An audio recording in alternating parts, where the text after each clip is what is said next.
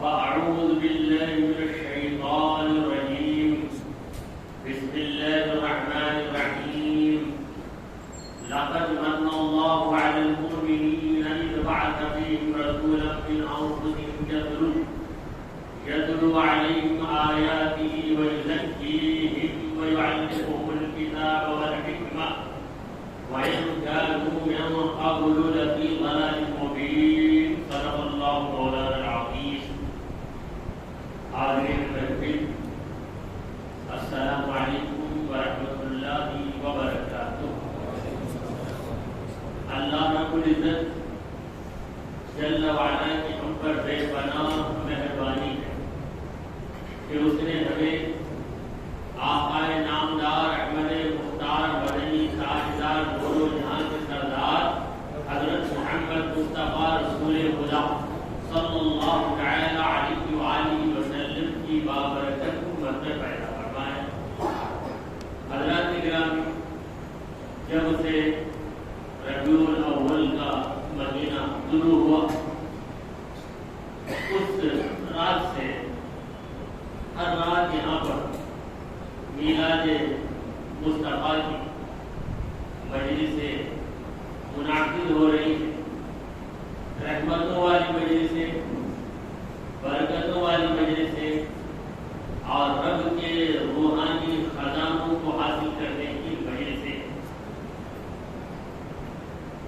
تو آج کی رات 10ویں رات ہے، اس سلسلے کی 10ویں کڑی. کل بھی آپ نے تقریر سنی. کل جو مقرر تھے الحمدللہ آج وہ نعت خواں بن گئے. مولا تعالیٰ نے تقریر کے ذریعے ان سے کام کر لیا، تو آج نعت گوئی کے ذریعے مولا نے ان سے کام لے لیا.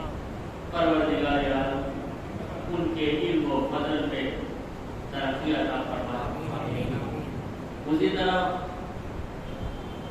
محلے کے ایک نوجوان تھے جن سے ہمیں امید نہیں تھی کہ اتنی بہتر رات سنائیں گے، مگر ماشاءاللہ بہت ہی پیاری آواز میں اس نوجوان نے رات سنائی. اللہ تعالیٰ پھر ویسے ہی زبردست کرے. اور ویسے روزانہ ہمارے مولوی صاحب اپنی خوش الہامی کے ساتھ تلاوت کلام کر کے محفل کو گرم کر دیتے ہیں، اور اس کے بعد تقریر کرنے والے مقرر کے لیے بہترین میدان بن جاتا ہے. حضور سرکار دو عالم صلی اللہ علیہ وسلم کی تعریف و توصیف آپ روزانہ سنتے ہیں. میں پوچھنا چاہوں گا کہ حضور کی اتنی تعریف سننے کے بعد کیا آپ حضور کی تعریف سننے سے اٹھا گئے؟ یہ پہلا سوال.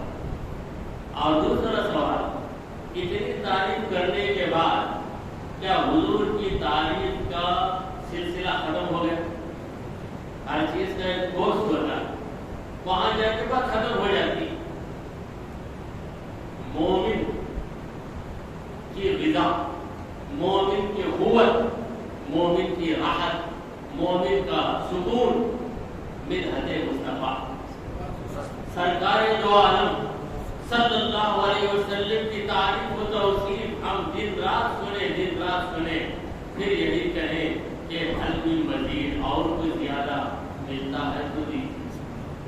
اور زیادہ نبی کے بارے میں سننے کو موقع ملتا ہے تو ہم سننے کے لیے تیار ہیں، کیونکہ حضور کی تعریف کی ویسی چیز، کیونکہ کسی کی بھی آپ تعریف کریں گے تو بڑا چڑھا کر پیش کرنا پڑے گا، مگر نبی اتنے بڑھ کر ہے کہ آپ جتنا بھی بڑھانا چاہیں تو نبی کی عظمت کا آپ ادا نہیں کر سکتے.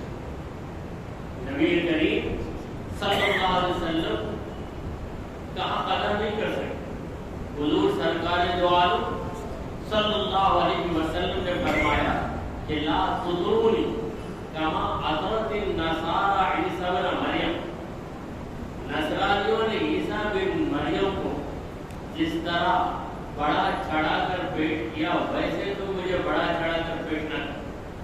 یعنی میری تعریف و توصیف کے موقع پر تمہیں غلط بیانی کی ضرورت نہیں، صحیح تعریف کر دو تو یہ نہیں کافی۔ یہ غلط بیانی کیا ہے؟ عیسیٰ علیہ السلام کے ماننے والے نصرانیوں نے یہ کہہ دیا کہ عیسیٰ علیہ السلام خدا کے بیٹے، اور یہ بھی کہہ دیا کہ معبود تین ہے، یہ اللہ، دوسرے عیسیٰ، تیسرے مریم۔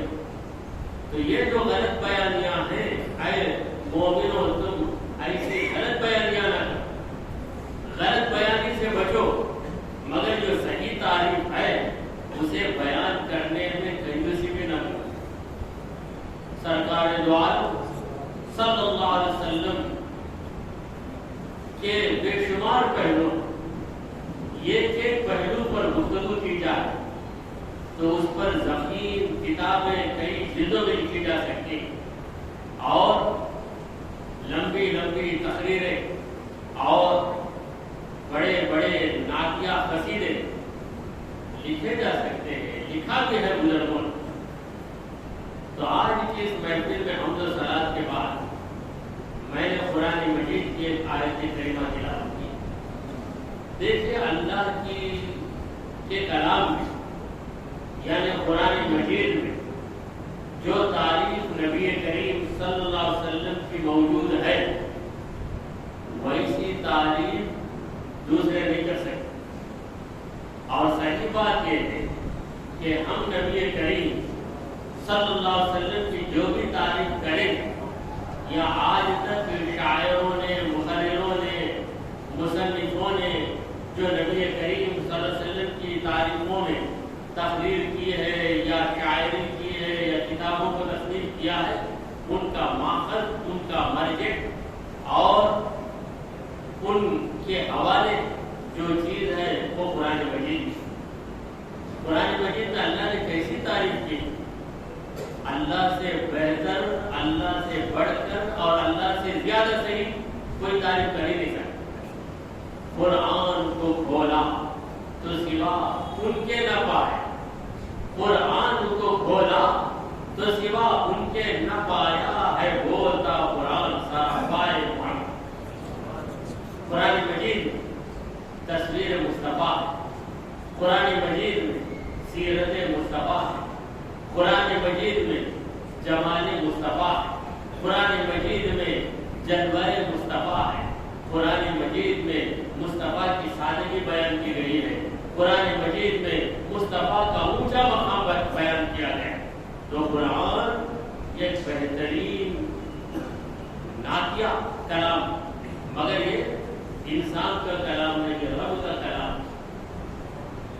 تو سامعین کرام، میں نے اس آیت کریمہ کی تلاوت کی ہے، اس پوری آیت میں آپ کو نبی کریم صلی اللہ تعالی علیہ وآلہ وسلم کی تعریف و توصیف کے سوا کوئی دوسرا مضمون نہیں ملے۔ نہ اس میں اللہ کا کوئی قانون بتایا گیا، نہ اس میں کوئی حکم شرعی بتایا گیا، نہ کسی پیغمبر کا یا کسی انسان کا واقعہ بتایا گیا، نہ قیامت کے دن کا کوئی منظر پیش کیا گیا۔ پوری آیت میں نعت رسول کے سوا دوسرا مضمون ہی نہیں۔ پروردگار عالم فرما رہا ہے، لقد من اللہ علی المؤمنین، یقیناً اللہ نے مومنوں پر بہت بڑا احسان کیا۔ مومنوں پر اللہ نے بڑا احسان کیا، اذ بعث فیہم رسولا، وہ احسان یہ ہے کہ رب نے ان میں رسول کو بھیج۔ پروردگار عالم کے کلام پہ غور کی، تقریر بھی ہو جائے گی، تفسیر بھی ہو جائے گی، اور دلوں میں تنویر بھی ہو جائے گی۔ اللہ تعالی فرما رہا ہے کہ میں نے مومنوں پہ احسان کیا۔ وہ احسان کیا؟ وہ احسان یہ ہے کہ ان کو میں نے رسول کریم صلی اللہ علیہ وسلم کے امتی بنا دی۔ ہم حضور کی امت میں پیدا ہوئے، پروردگار کہتا ہے یہ میرا تم پر بہت بڑا احسان۔ دیگر احسانات تمام لوگوں پر بارش ہوتی ہے تو مومن کے گھر میں بھی کافر کے گھر میں بھی، چاول مومن بھی کھاتا ہے کافر بھی کھاتا ہے، کپڑے مومن بھی پہنتا ہے اور کافر بھی پہنتا ہے، مگر نسبت مصطفیٰ، الفت مصطفیٰ، محبت مصطفیٰ اگر حاصل ہے تو مومن کو حاصل ہے، کافر کو حاصل ہے۔ تو پروردگار کہہ رہا ہے کہ اے مومنو، میں نے تم کو محمد رسول اللہ صلی اللہ علیہ وسلم کے ساتھ جو وابستہ کر دیا ہے، یہ میرا بہت بڑا احسان ہے۔ عاشق رسول حاضر کرتے، ربط ان سے ہم کو جتنا چاہیے، ربط ان سے یعنی نبی سے جو ربط و تعلق ہونا چاہیے، ربط ان سے ہم کو جتنا چاہیے اتنا ہو جائے تو پھر کیا چاہیے۔ نبی سے نسبت مل گئی تو آپ دنیا میں کیا ہو گئے؟ مسلمان ہو گئے۔ اگر کوئی کہے کہ میں مسلمان تو ہوں مگر نبی سے میرا کوئی تعلق نہیں، تو کیا آپ اسے مسلمان مانیں گے؟ کیا دنیا کا کوئی مسلمان اسے مسلمان مانے گا؟ ہرگز ہرگز نہیں مانے گا، کیونکہ نسبت مصطفیٰ کے بغیر اسلام آپ کو نہیں مل سکتا، نسبت مصطفیٰ کے بغیر عبادت آپ کو مل نہیں سکتی۔ اگر کوئی کافر روزہ رکھ لے تو آپ اسے روزے دار نہیں کریں گے، اگر کوئی کافر جھک کر پیشانی کو زمین پہ رکھ کر سجدہ کر لے تو آپ اسے نمازی نہیں کہیں گے۔ وجہ کیا ہے؟ وجہ یہ ہے کہ یہ کافر ہے، اسے نسبت مصطفیٰ نہیں ملی ہے، ایمان نہیں ملا ہے۔ ایمان کیا ہے؟ نسبت مصطفیٰ، محبت مصطفیٰ ہی کا دوسرا نام ہے۔ تو ایمان کے بغیر اگر کوئی نماز پڑھے تو اسے نمازی نہیں کہیں گے آپ۔ ایمان کے بغیر اگر کوئی روزہ رکھے تو آپ اسے روزہ دار نہیں کہیں گے۔ ایمان کے بغیر اگر کعبے کا کوئی طواف بھی کر لے تو آپ اسے نہ حاجی مانیں گے، نہ طواف کرنے والا مانیں گے، نہ عبادت کرنے والا مانیں گے۔ کیونکہ ایام جاہلیت میں مشرکین بھی کعبے کا طواف کرتے ہیں، مشرکین بھی کعبے کا طواف کرتے تھے، مگر ان کا طواف تہذیب سے خالی، توحید سے خالی۔ مشرکوں کے طواف میں تہذیب بھی نہیں، توحید بھی نہیں۔ تہذیب اس لیے نہیں کہ وہ ننگے بدن ہو کے طواف کرتے، اور توحید اس لیے نہیں کہ وہ جب لبیک کہتے تو کہتے لا لبیک اللہم لبیک لا شریک لک الا شریک۔ ظالم کہتے تھے کہ اے پروردگار تیرا کوئی شریک نہیں مگر یہ شریک تو ہے، اکیلا تو کیسے دنیا چلا سکتا ہے۔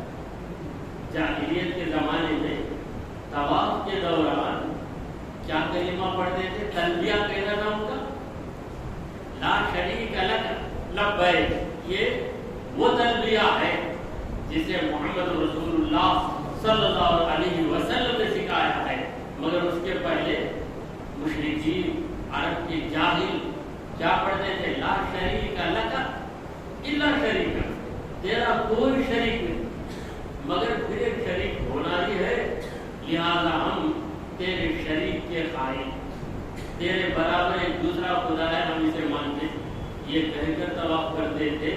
تو توحید ان کے پاس کہاں ہے؟ تو توحید بھی نہیں، تہذیب بھی نہیں۔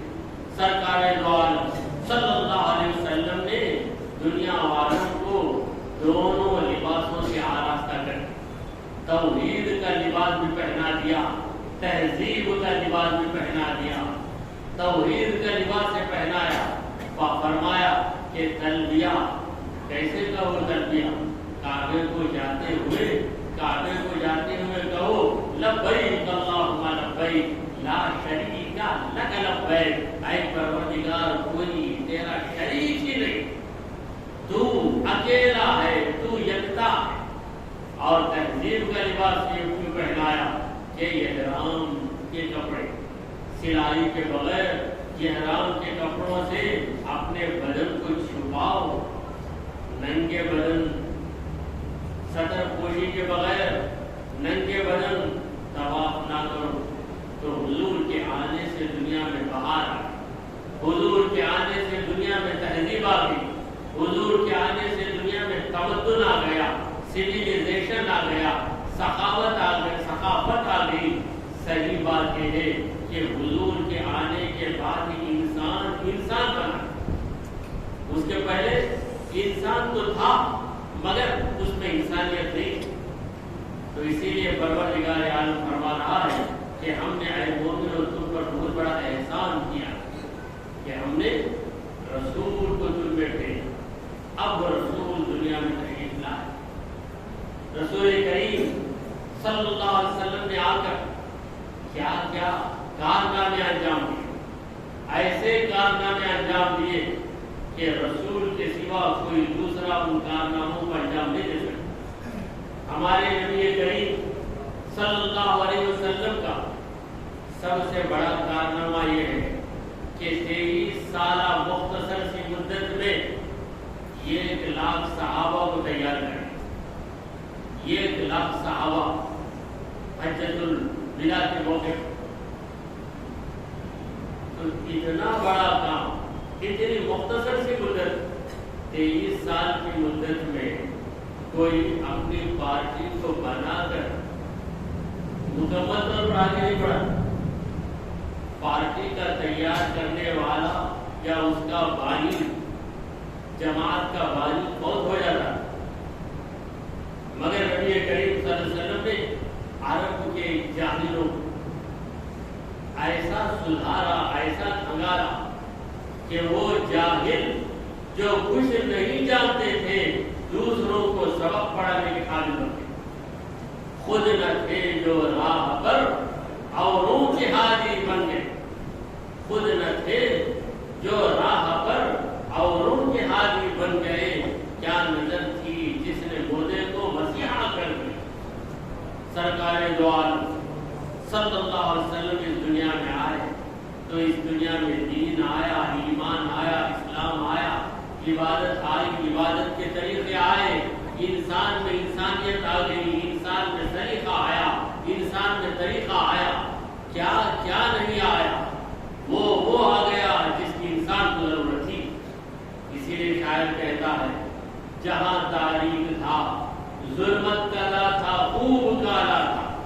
جہاں کا معنی ہے دنیا، دنیا کو بھی عربی اردو میں جہاں کہتے ہیں۔ جہاں تاریخ تھا ظلمت کالا تھا، خوب کالا تھا، نبی پردے سے کیا نکلے کہ گھر گھر میں اجالا۔ تو آج مسجدیں آباد، مدرسے آباد، خانے آباد، گھروں میں قرآن کی تلاوت، مردوں کے چہروں پہ داڑیاں، اور مسلمان اپنی پیشانیوں کو سجدے میں جھکا رہے، کعبۃ اللہ کے ارد گرد لاکھوں کی تعداد میں لوگ طواف کر رہے ہیں، عورتیں حجاب کے اندر پوری تہذیب کے ساتھ نکل رہی ہے، اور رزق حلال کی تلاش میں لوگ محنت کر رہے ہیں، ظلم سے لوگ بچ رہے ہیں۔ یہ ساری خوبیاں دنیا کے اندر آئی ہیں، تو ان خوبیوں کو لانے والے کون ہیں؟ محمد رسول اللہ صلی اللہ علیہ وآلہ وسلم۔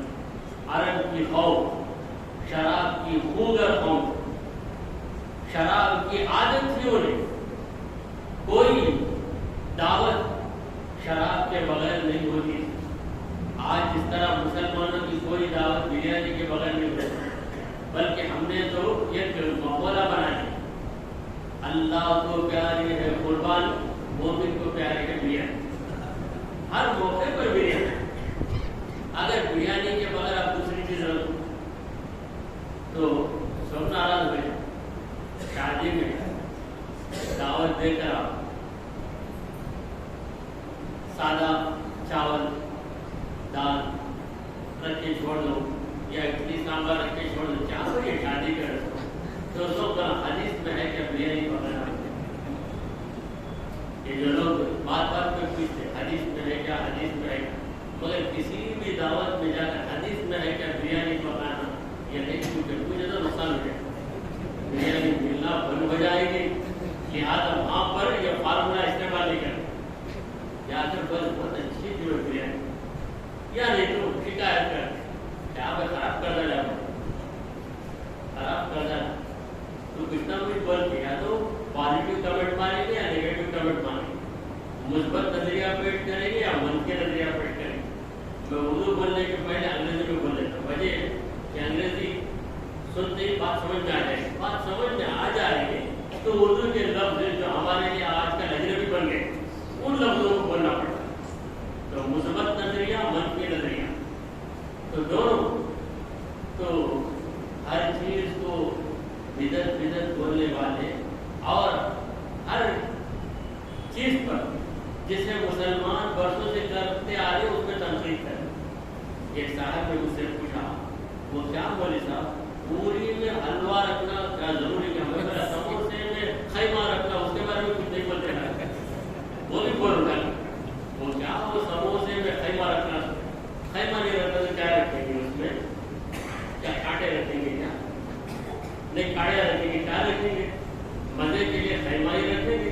اسی طرح پوری میں مزے کے لیے حلوہ ہی رکھیں گے، نہیں میں حلوہ نہیں رکھتے، تم کچھ بھی رکھو، تم جو ہے کریلے کے ٹکڑے بنا کر اس کے اندر رکھ کر پوری بنا کر کھاؤ، تم کو شوق تھا کریلے کے ٹکڑے رکھو یا کریلے کا پوڑا ڈال دو اس کے اندر پوری بنا کر کھاؤ، اگر تم کو شوق ہے تو ہر چیز پہ اعتراض کر کے پریشان کر دینا، حالانکہ وہ چیز قابل اعتراض ہی نہیں۔ تو ان جلسوں پر بھی اعتراض، یہ کیا ہے سب کام کوئی، تو اس جلسے کے ذریعے دینی معلومات حاصل ہوگی، قرآن مجید کی کتنی آیتوں کی وضاحت ہو جاتی، کتنی حدیثیں بیان ہو جاتی، سرکار دو عالم صلی اللہ علیہ وسلم کی مبارک زندگی کے کتنے واقعات سننے کو مل جاتے ہیں۔ آج کے نوجوانوں کو دنیاوی تعلیم سے فرصت ہی کہاں ملتی، تو ایسے دور میں یہ جو جلسے ہیں، یہ جو جلسے ہمارے نوجوانوں کو بچا دیتے ہیں، ہمارے نوجوانوں کے خالی دماغوں کے اندر دینی معلومات کو بھر دیتے ہیں، اور سب سے بڑی چیز یہ ہے کہ ایمان میں تازگی آئے۔ سرکار دو عالم صلی اللہ علیہ وسلم کی محبت ہی ایمان، یہ ایسی حقیقت ہے جس کا کوئی انکار نہیں کر سکتا۔ بخاری و مسلم کی حدیث حضرت انس رضی اللہ تعالیٰ عنہ روایت کرتے ہیں کہ اللہ کے پیارے نبی محمد عربی صلی اللہ تعالیٰ علیہ وآلہ وسلم نے فرمایا، لا یؤمن احدکم حتی اکون احب الیہ من والدہ وولدہ والناس اجمعین۔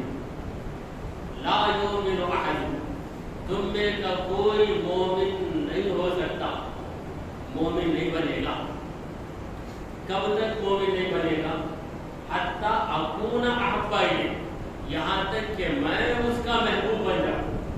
جب تک تم نبی کو محبوب نہیں بناؤ گے، تم کیا نہیں بنو گے؟ مومن نہیں بنو گے۔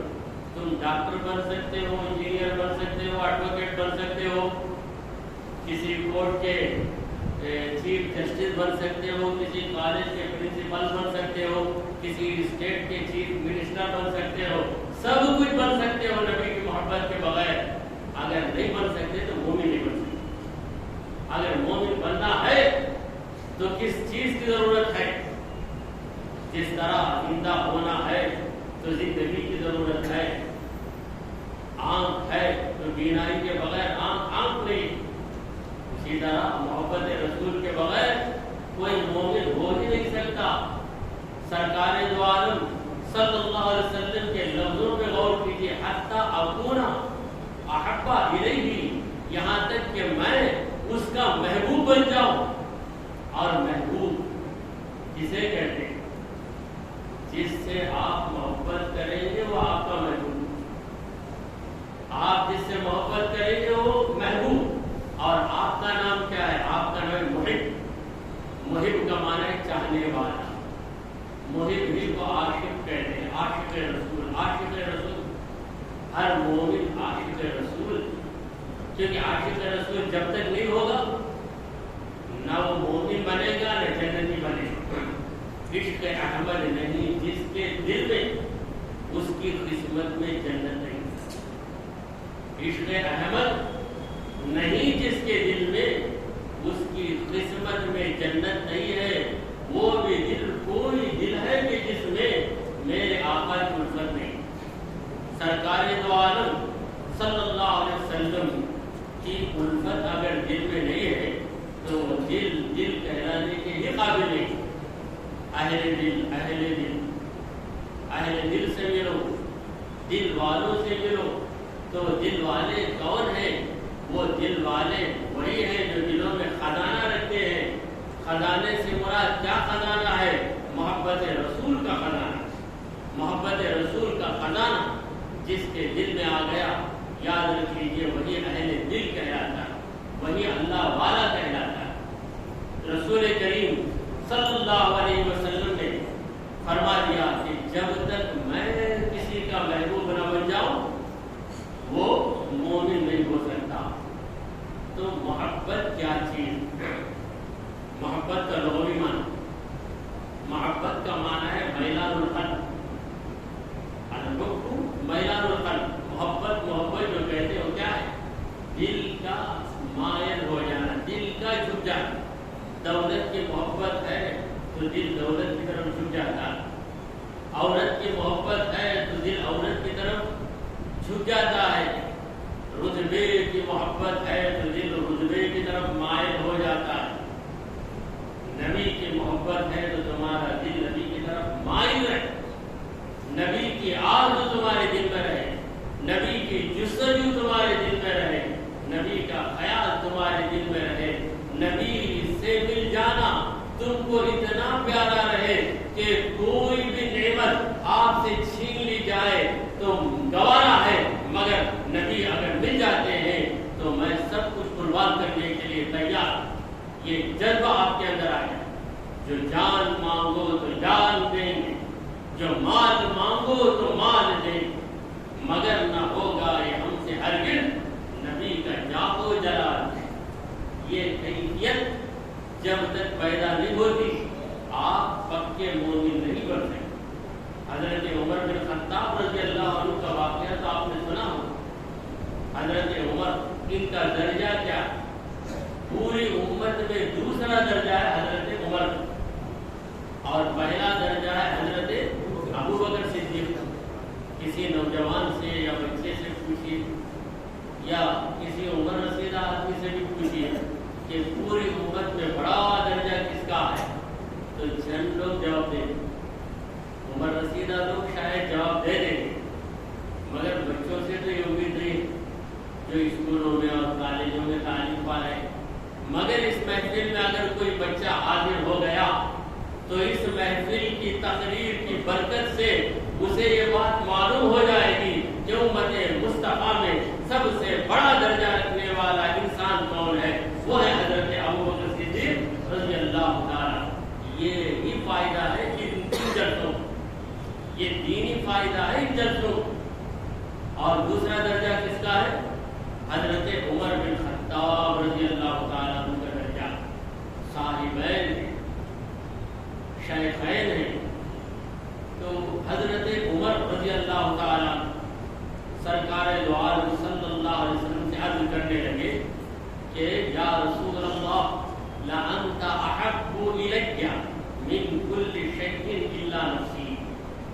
یا رسول اللہ آپ ہر چیز سے بڑھ کر مجھے پیارے, آپ اتنے محبوب ہیں, اتنے محبوب ہیں کہ ہر چیز سے بڑھ کر آپ مجھے محبوب. میرے باپ سے زیادہ آپ مجھے پیارے, میری ماں سے زیادہ آپ مجھے پیارے, میری اولاد سے زیادہ آپ مجھے پیارے, الا نفسی, مگر میری جان کے بعد. یہ حضرت عمر رضی اللہ تعالیٰ عنہ کے دل میں جو بات آئی انہوں نے سنا, کیونکہ حضرت عمر رضی اللہ تعالیٰ عنہ کا مزاج یہ تھا کہ جسے صحیح مانا اسے بول دیا, کسی کی پرواہ نہیں. دل میں کچھ, زبان پہ کچھ, یہ طریقہ نہیں. سیاب فی سیاب, دل میں کلمہ منہ پہ, دل میں منہ پہ کلمہ, دل میں گستاخی. سیاب فی سیاب, منہ پہ کلمہ دل میں گستاخی. کیا مطلب؟ ایسے بھیڑیے بھی ہیں پہن کر ہیں، منہ سے تو کلمہ پڑھتے ہیں اور دل میں نبی کا عزم نہیں، دل میں نبی کا احترام نہیں ہے، دل میں کہتے ہیں کہ ان کی کوئی حیثیت نہیں ہے، زبان سے ان کی حیثیت کا ذکر کرتے ہیں کہ محمد رسول اللہ، محمد صلی اللہ علیہ وسلم اللہ کے رسول ہیں۔ تو حضرات کرام، حضرت عمر بن خطاب رضی اللہ تعالیٰ عنہ عرض کرنے لگے کہ یا رسول اللہ، ہر چیز سے بڑھ کر آپ مجھے پیار، مگر میری جان کے بعد اگر میری جان ہی نہیں رہی، میری جان ہی نہیں رہی تو میں آپ کو دیکھ نہیں سکوں گا، کم از کم آپ کی محبت کو بسانے کے لیے زندہ رہنا لازمی ہے، لہذا میری جان کے بعد آپ سب سے بڑھ کر مجھے پیارے۔ سرکار دو عالم صلی اللہ تعالیٰ علیہ وآلہ وسلم نے فرمایا کہ لا یا عمر، لا یا عمر، اے عمر ابھی نہیں، ابھی نہیں، یعنی ابھی تو ایمان کے مکمل درجے کو نہیں پہنچا، ابھی تو پکا مومن نہیں بنا۔ اس کو کہہ رہے ہیں حضرت عمر بن خطاب کو کہہ رہے ہیں۔ پھر نبی کریم صلی اللہ علیہ وسلم نے کرم فرمایا۔ حضور کا کام کیا ہے؟ محروم کو مرحوم بنانے۔ محروم کا معنی کیا ہے؟ جسے کچھ نہیں ملا، مرحوم اسے کہتے ہیں جسے خدا کی رحمت ملی، جسے خدا کی رحمت ملی وہ مرحوم۔ تو دنیا سے جو گیا مسلمان اسے کہتے ہیں ہم مرحوم۔ کیوں کہتے ہیں مرحوم؟ اس پر خدا کی رحمت اتر گئی، ایمان پر اس کا خاتمہ ہو گیا، یہ بہت بڑی رحمت ہے۔ تو نبی کریم صلی اللہ علیہ وسلم نے اپنا مبارک ہاتھ حضرت عمر کے سینے پہ رکھا۔ جب رکھا سینے پہ نبی نے اپنا ہاتھ، تو حضرت عمر کا سینہ عشق و عرفان کا مدینہ بن گیا۔ حضرت عمر رضی اللہ تعالیٰ عنہ کو شعور آ گیا، ایمانی شعور آ گیا، فوراً حضرت عمر رضی اللہ تعالیٰ عنہ معلوم کرنے لگے کہ یا رسول اللہ لأنت أحب إلي من كل شيء حتى نفسي۔ یا رسول اللہ آپ مجھے میری جان سے زیادہ پیارے، میری جان سے بڑھ کر پیارے۔ تو عشق رسول، محبت رسول کا یہ درجہ ہونا چاہیے۔ رسول کریم صلی اللہ علیہ وسلم نے وضاحت کرتے ہوئے کہا کہ جو والدی اپنے باپ سے بڑھ کر وہ مجھے چاہے، باپ کے اندر ماں بھی داخل، والد کا لفظ جو کہا گیا یہ اعلیٰ وجہ تغلیب، تو اسی لیے ہمارے علماء اس کا ترجمہ کرتے ہیں ماں باپ سے بڑھ، جبکہ وہاں ماں کا لفظ نہیں ہے، صرف باپ کا لفظ ہے۔ مگر عربی کا فائدہ ہے کہ مذکر کا صیغہ بول کر مؤنث بھی اس کے اندر شامل ہو جاتا ہے۔ دیکھیے قرآن میں جتنی آتی یا ایھا الذین آمنوا، یا ایھا الذین آمنوا، اے مومنو، اے مومنو، صرف مومنوں کو کہا ہے، مومن عورتوں کا کہاں ہے؟ یہ بات آ سکتی ہے، تو اسی لیے ہم کہتے ہیں کہ مومن مردوں کو حکم ہوا تو مومن عورتیں اس میں شامل ہو جائیں۔ تو باپ کا نام لیا گیا تو ماں بھی اس میں شامل ہو، ماں باپ سے بڑھ کر سرکار دو عالم صلی اللہ علیہ وسلم کی محبت ہونی چاہیے۔ تو دنیا میں سب سے بڑا حق ہم پر کس کا؟ سب سے بڑا حق ماں کا ہے، اور ماں کے بعد باپ کا حق سب سے بڑھ کر ماں باپ۔ لیکن ماں باپ سے بڑھ کر کسی کا حق ہے تو وہ محمد رسول اللہ صلی اللہ علیہ وسلم کا ہے۔ اس میں راز کیا ہے؟ پہلا راز تو یہ ہے کہ ماں باپ نے ہمیں دنیا کی نعمت عطا کی، ماں باپ کے ذریعے ہمیں ماں پہلے دودھ پلاتی ہے، پھر جب ہم پڑھتے ہیں تو باپ ہم پہ خرچ کرتا ہے۔ تو دنیا ماں باپ نے ہمیں دیا اور دین ہم کو نبی نے دیا، تو دین کا درجہ دنیا سے بڑھ کر ہے، لہذا نبی کا حق ماں باپ کے حق سے بڑھ کر ہے۔ اور دوسری وجہ یہ ہے کہ ماں باپ کے ذریعے جو ہمیں وجود ملا ہے وہ جسمانی وجود ملا ہے۔ یہ جو جسم ہمیں ملا ہے یہ ماں باپ کے طفیل میں ملا ہے۔ اگر ماں باپ نہ ہوتے تو ہم کیسے پیدا ہوتے؟ مگر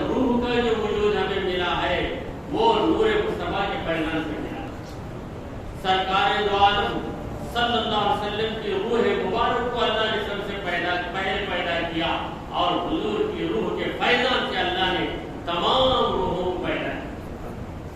انا من نور اللہ وکل شیء من نور، میں اللہ کے نور سے ہوں اور ہر چیز میرے نور سے ہے۔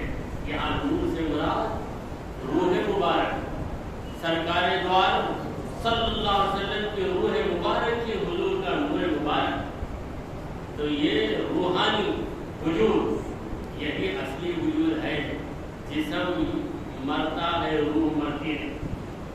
جسم مرتا ہے، کب مرتا ہے؟ جب روح جسم سے باہر ہو جائے۔ انفصال روح یعنی جسد یعنی موت۔ موت کیا ہے؟ روح کا جسم سے باہر ہو جانا۔ باہر ہوئی روح تو زندہ ہے یا مردہ؟ روح تو زندہ ہی ہے، مرتی نہیں۔ عقائد اہل سنت میں یہ بات داخل ہے کہ روح ازلی نہیں ہے، مگر خدا کے فضل سے روح ابدی۔ روح ازلی نہیں، اللہ کے سوا کوئی ازلی نہیں۔ ازلی کا معنی ہمیشہ سے ہونا، تو روح ہمیشہ سے نہیں ہے۔ خدا نے جب پیدا کیا تب روح پیدا، مگر روح مرے گی نہیں، اسی لیے اس کو ابدی کہا جاتا ہے۔ مگر روح کا ابدی ہونا بذات خود نہیں ہے، بلکہ بعطاء رب ہے۔ اللہ نے روح کو ہمیشہ کے لیے پیدا کیا۔ خلقت الارواح للابد، روحوں کو ہمیشہ زندہ رہنے کے لیے پیدا کیا گیا۔ یہ جسم تو پہلے بھی مردہ تھا، روح داخل ہوئی تو زندہ ہو گیا، روح نکل گئی تو مردہ ہو گیا۔ جیسے یہ کمرہ ہے، پہلے سے اندھیرا کمرہ، اندھیرا کمرہ، اندھیرا کمرہ، جب اس میں چراغ آیا تب کمرہ کیا ہو گیا؟ روشن کمرہ، روشن کمرہ ہوا۔ پھر جب چراغ باہر آیا تو کیسا جنت ہو گیا؟ کیسا تھا؟ اندھیرا کمرہ، اندھیرا کمرہ، ڈارک روم، ڈارک روم۔ پھر چراغ آتے اب روم کیا بن گیا؟ بریک روم، بریک روم ہو گیا۔ پھر چراغ جاتے ویسے ڈارک روم، ڈارک روم، اندھیرا کمرہ، اندھیرا۔ تو اسی طرح ہمارا جسم مردہ ہی تھا، روح گئی تو زندہ ہوا، روح نکلے گی تو پھر مردہ ہو جائے گا۔ مگر ہمیں زیادہ فکر اس جسم کے روح کی فکر کم ہے، بلکہ کسی کو روح کی فکر ہی نہیں ہے۔ روح کا نام سنتے ہی بعض لوگ ڈرتے ہیں۔ روح آ جائے گی کیا؟ خود ہی روح ہے، اس کا شور ہے۔ ہم کیا ہیں؟ ہم ہی تو روح ہے۔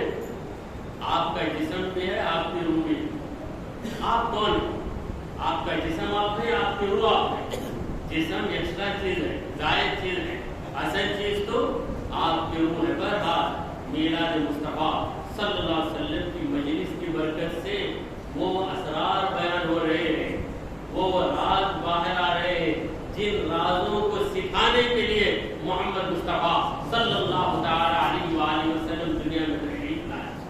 سرکار دو عالم صلی اللہ علیہ وسلم نے مردہ دلوں کو ایک لمحے میں زندہ کر۔ میں عرض کر رہا تھا کہ عرب کے لوگ بہت زیادہ شراب پیتے تھے، تو ان شرابیوں کو کیسے سدھارا جائے؟ سرکار دو عالم صلی اللہ علیہ وسلم کا کمال دیکھیے کہ آپ نے صحابہ کی تربیت کرنے کے بعد ان کے اندر ایک مزاج پیدا کر دیا۔ وہ مزاج کیا تھا؟ جو بھی حضور بولیں گے اسے ہم مانیں گے، جو بھی حضور بولیں گے ہم اسے مانیں گے۔ یہ مزاج آ گیا۔ جب یہ مزاج آیا تو رسول کریم صلی اللہ علیہ وسلم نے اچانک ایک دن مدینے میں ایک شخص کو بلایا اور کہا کہ جا مدینے کی گلی گلی میں جا کر یہ اعلان کر دے کہ الا حرمت الخمر، الا حرمت الخمر، سنو شراب حرام ہو گئی، سنو شراب حرام ہو گئی۔ یہ رسول اللہ صلی اللہ علیہ وسلم کی جانب سے میں یہ اعلان کر رہا ہوں۔ تو اس کے بعد آسمان نے بڑا عجیب منظر دیکھا کہ مدینے کی گلیوں میں، مدینے کی نالیوں میں شراب اس طرح بہ رہی ہے جس طرح موسلادھار بارش کے بعد پانی بہنے لگتا ہے۔ زوردار بارش ہو جائے، 10-15 منٹ لگاتار بارش پڑے تو یہاں پر پانی مدراس کی سڑکوں میں بہتا نہیں، رک جاتا ہے، ہم چل چل کر اس کو بہاتے ہیں، ادھر جاتا ہے پھر ادھر آتا ہے، کہاں غائب ہوتا نہیں۔ تو ہمارے پاس نالوں کا نظام نہیں، تو سڑک پہ جم جائے پانی یا نالیوں میں بہ جائے پانی، بہرحال پانی ہمیں نظر آتا ہے۔ تو اس دن مدینے کی گلیوں میں پانی تو نظر نہیں آیا، شراب بہتی ہوئی نظر آئی، اس لیے کہ جب صحابہ نے سنا کہ شراب حرام ہو گئی، بعضوں کے گھروں میں شرابوں کے برتن تھے، یہ ان کا پرانا دستور تھا، ہر گھر میں 2-4 برتن ہوتے تھے اور وہ اپنے ان برتنوں کے نام بھی رکھتے تھے، یہ کہ کوالٹی کی شراب، اس کے لیے جو برتن بنایا جاتا اس کا الگ نام۔ تو صحابہ نے جب سنا شراب حرام ہو گئی تو انہوں نے برتنوں کو توڑا تو برتنوں سے شراب نکل کر بہنے لگی، ہر گھر سے 2-2 گھڑے شراب، 4-4 گھڑے شراب جب اس طرح بہنے لگی تو صحابہ نے یہ ثابت کر دیا کہ جب نبی کہہ دے کہ یہ مت کرو تو ہم ہرگز نہیں کریں۔ جنگ بدر کے موقع پر جب سرکار دو عالم صلی اللہ تعالی علیہ وآلہ وسلم نے انصاریوں کو بلایا اور کہا کہ اے مدینے والوں، تمہاری کیا رائے؟ اب جنگ کا وقت آ گیا، تمہاری رائے کیا ہے؟ یہ نبی کریم صلی اللہ علیہ وسلم کی اس نے فرقی ہے، حضور حکم دے دے تو عمل کرنا لازمی ہے، اس کے باوجود نبی کریم صلی اللہ علیہ وسلم صحابہ سے مشورہ کرتے اور اللہ نے بھی اپنے حبیب کو یہ حکم دیا کہ وشاورہم فی الامر، اے مصطفیٰ آپ صحابہ سے مشورہ کیجیے، مگر ان کی رائے پہ فیصلہ نہیں ہوگا، آپ جو چاہیں گے اسی پہ فیصلہ ہوگا، مگر مشورہ کرنا سنت ہے، مشورہ کرنا سنت ہے، یہ سنت اسی وقت ثابت ہوگی جب نبی خود مشورہ کرے۔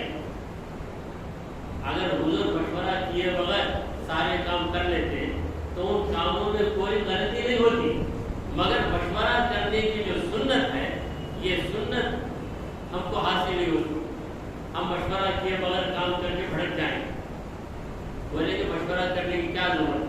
جب حضور صلی اللہ علیہ وسلم نے خود مشورہ کر دیا تب ہمیں بھی مشورہ یاد آ جائے، ہمارے نبی کریم صلی اللہ علیہ وسلم نے خود سے کام ہمارے لیے کی۔ میں تو کہوں گا کہ حضور کھائے پیے ہیں تو ہمارے لیے کھائے تھے، ورنہ کھائے پیے بغیر حضور اپنی روحانی طاقت سے بغیر کسی کمزوری کے رہ سکتے۔ آپ نے وہ واقعہ سنا ہوگا کہ سرکار دو عالم صلی اللہ علیہ وسلم نے 100 وصال رکھا، 100 یعنی لگاتار روزہ رکھا۔ کوئی کہے گا کہ بھائی میں رمضان میں لگاتار 30 روزے رکھتا ہوں، یہ 100 وصال نہیں، کہاں لگاتار، بیچ میں رات آتی ہے تو تم تان کر دیتے ہو، روزے کے بغیر 3 ٹائم کھاتے ہو تو روزہ رکھ کے رات میں 5 ٹائم کھا لیتے ہو، مسجد میں کنجی، پھر گھر میں جاتے کچھ کھا لیتے، پھر تراویح کو آتے، تراویح کے بعد بھی کچھ کھاتے، کھانے کے بعد پھر کوئی محفل ہوتی بیان کی تو اس میں بھی کھاتے، سحری میں بھی کھاتے۔ 100 وصال کا مطلب یہ ہے کہ سحری افطار کے بغیر لگاتار روزے رکھتے، افطار کا وقت آئے بھی تو کچھ نہیں کھانا، سحری کے وقت بھی نہیں کھانا، یوں ہی دوسرا تیسرا، غفلت کی وجہ سے نہیں، جاگتے ہوئے بھی نہیں کھانا۔ تو 17 دن نبی کریم صلی اللہ علیہ وسلم نے اس طرح روزے رکھے، 100 وصال۔ ہم کو اس کی اجازت نہیں، کیونکہ ہم اس قابل ہی نہیں، ہم اس قابل، لوگ مسئلہ پوچھتے ہیں سحری کے وقت پر سو گیا اب روزہ رکھ سکتا کیا؟ فرض روزوں کے بعد بھائی سحری کو سو گئے تو یہ تمہاری غفلت ہے، روزہ رکھنا تو فرض ہے، رکھو، ہو جاتا ہے کیا؟ نہیں ہوتا، سنا بچتے آزاں ہونے کر دی، اٹھ کر میں 2 گھونٹ پانی پیا، آزاں ہوتی سحری کا ختم ہونے کے بعد اب 2 گھونٹ پانی پیا تو روزہ ہی گیا کیا؟ روزہ کم صبح صادق کے بعد اذان دی جاتی ہے اور صبح صادق کے پہلے روزے سحری کا ختم ہو جاتا ہے،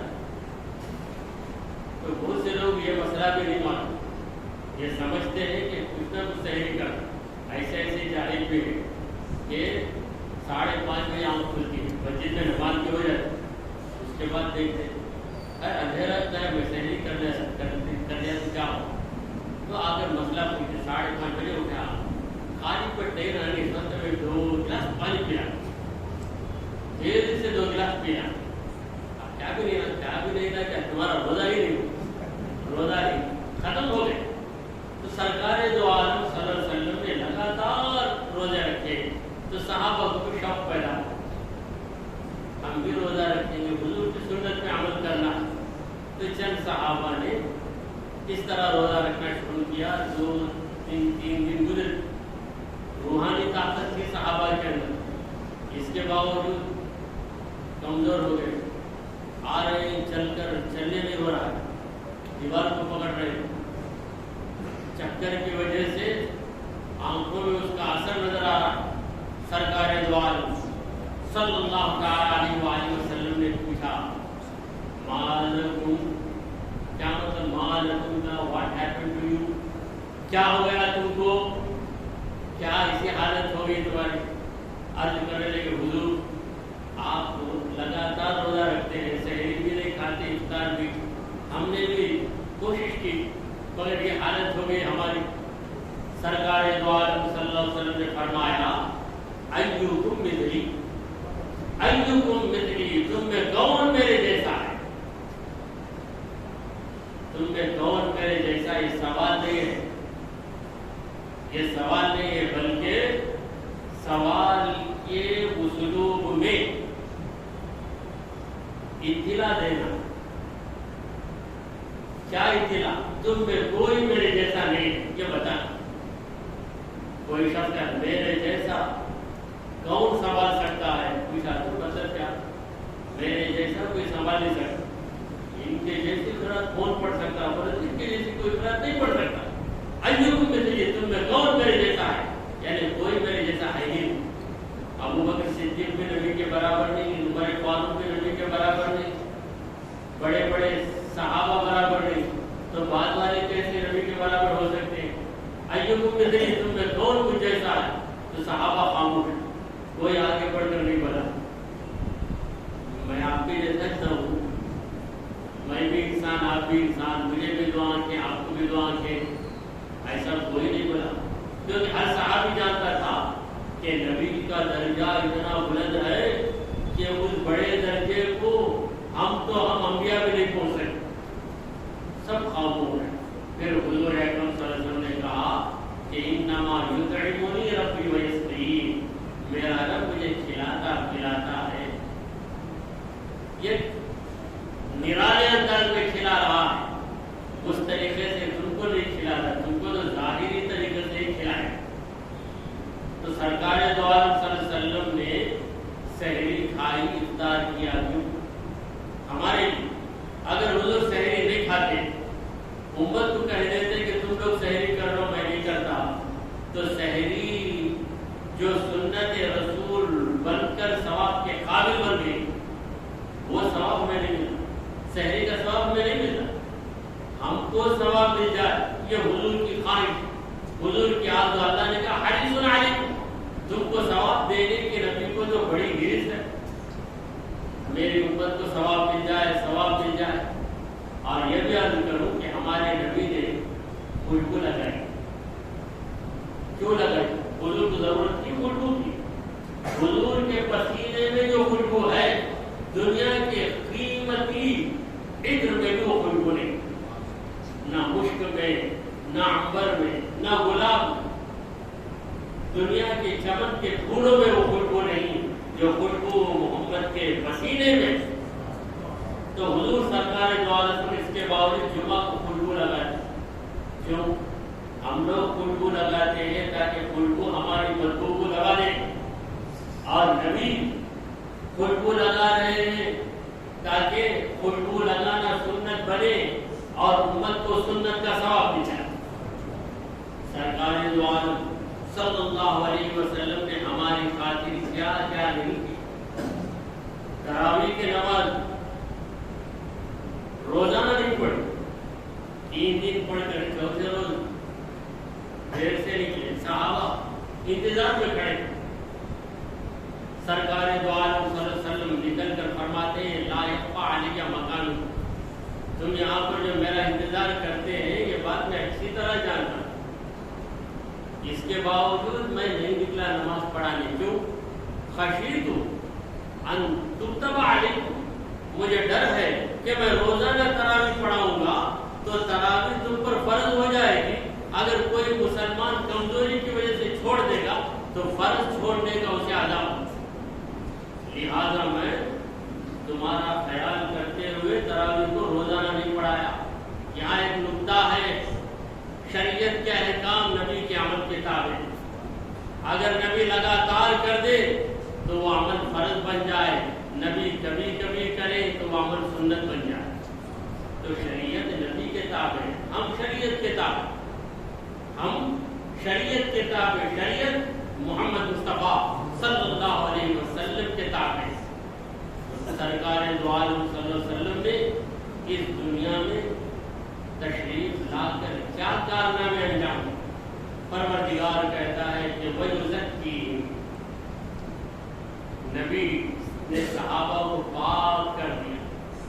کیا پاک کر دیا؟ دلوں کو پاک کر دیا، دلوں سے شرک کفر کو نکال ڈالا، دنیا کے حرص و لالچ کو نکال ڈالا، اور نکال کر دل کو صاف بنا کر اس دل میں خدا کی محبت آ گئی، رسول خدا کی محبت آ گئی، تب صحابہ کا یہ مقام ہو گیا کیا صحابی کالنجوم۔